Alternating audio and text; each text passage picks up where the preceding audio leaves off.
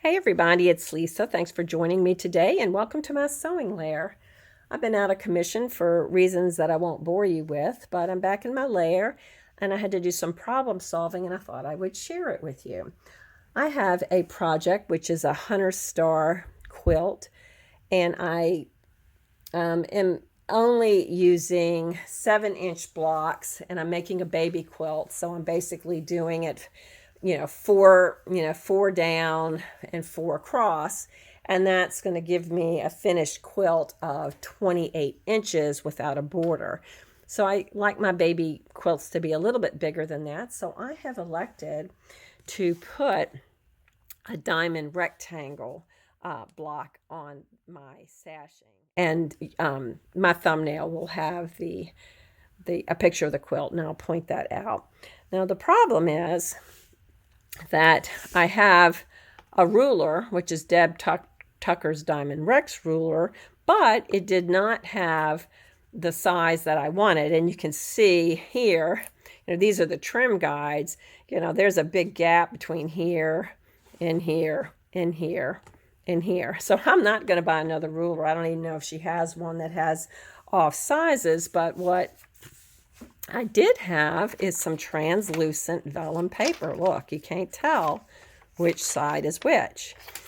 And because I wasn't able to, use my favorite method, which is Deb's method, which is you're cutting accurately with the seam allowance, the diamond, and then you're attaching slightly oversized shoulders so that you can accurately trim down using these points here and then here. So you're trimming, and then you're taking your block and you're flipping it and trimming again, and you will end up with a perfectly sized block with perfect 1/4 inch. Now, of course, you can achieve that too. This is a paper piecing template, and I tried doing it the normal way with some bastardized markings, and I was a little off, and I wasn't really happy about that. So I elected to do a paper piece method where I pasted my middle diamond and then put the shoulders on, and then did a trim using my paper piece template.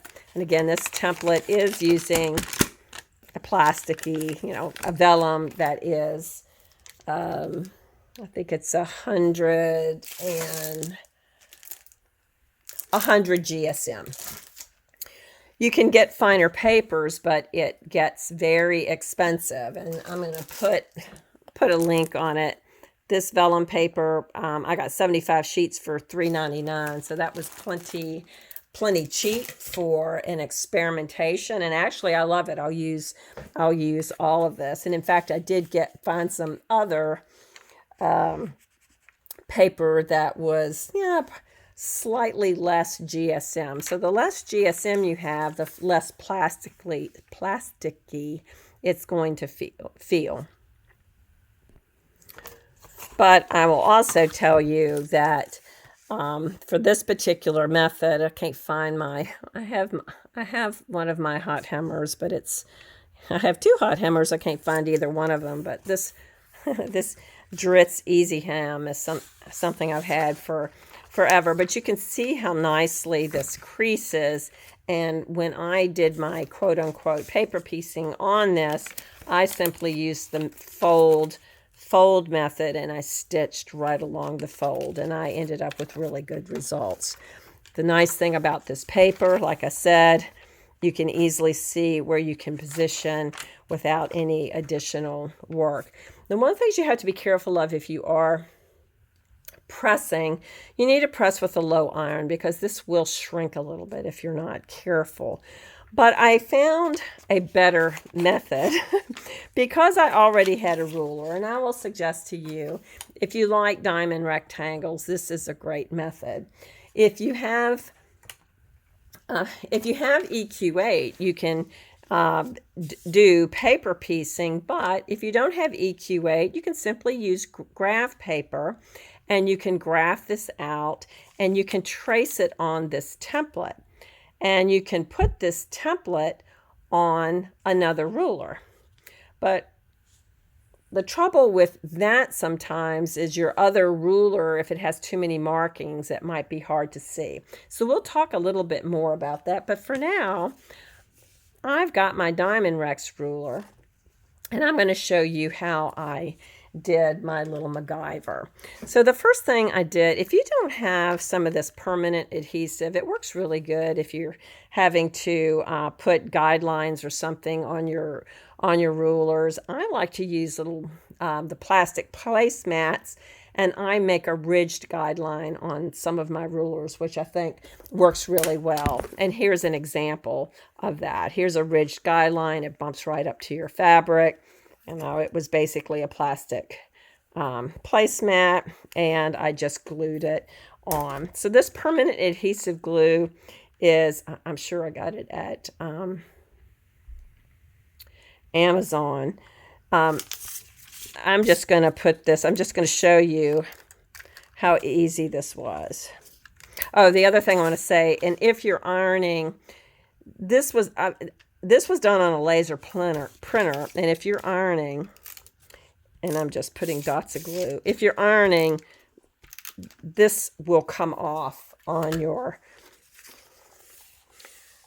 will absolutely come off. So I'm going to line, I always like to, when I'm paper piecing, because the edges sometimes can get away, I am always aligning the 1/4 inch mark on this inside. So give me a minute to do that alignment. Okay, so now you can't really see it, but I'm going to show it to you. And here's another free tip. Expo markers are a great way to mark your ruler. So what I'm going to do for you is I'm going to show you the points. This is what I'm looking for in my 7-inch. And so here it is right here. So this is the money shot. Oops, I'm getting on my template. Okay. And I'm just showing this to you. All right. So now what that means is I can use my traditional method and, make sure that I know what I'm doing on the placement, which I can do here. And now let me show you how easy that is. Now, I don't have any untrimmed blocks, but I want to show you how easy you can see this through the translucency. I can line up my inside and then make my cuts, flip my block, and then make it again. And it really is accurate and beautiful and allows you to fly through. If you've got a big quilt and you've got hundreds of these blocks, then using strip piecing versus paper piece method will really save you quite a bit of time. Now, you can also do this if you've got, for example, a goose ruler that only has just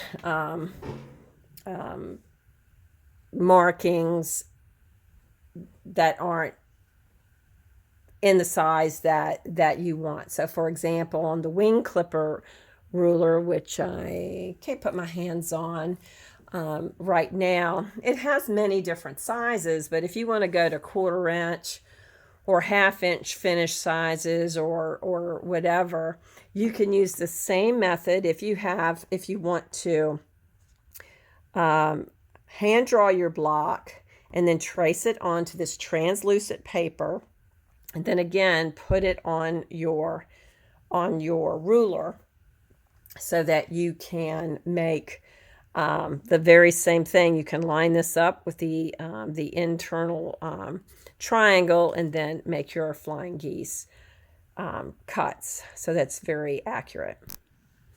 Okay, so I did find my wing clipper ruler, but I also wanted to show you where I took my, again, this is still my diamond rectangle, and I would trim this diamond rectangle probably this way because again, I like to line up the inside of the markings with the 1/4 inch line. And then this is what I'm looking at. And this ruler works really well because it doesn't have a lot of extraneous markings.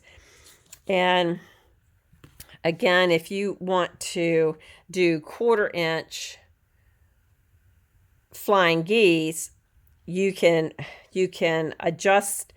You can do the same thing for this diamond rectangle as you do for the flying geese by just using a translucent piece as a schematic. So that's really what I wanted to share with you, to include the products of translucent vellum that can really enhance your work, an expo marker, which will really allow you to mark your ruler, and then this permanent adhesive, which really isn't permanent when you take it right off, right off. And my glue is staying here. It's not on my ruler. And my other public service announcement is, be careful if you're going to if you do have something sticky on your rulers, be careful. And it's not this Expo, because that just comes off and it's just powder on my finger. It won't mark anything. But if you've got markings on the back of your ruler and you put a solvent on it, it could erase your line. So ask me how I know that, because that happened to me.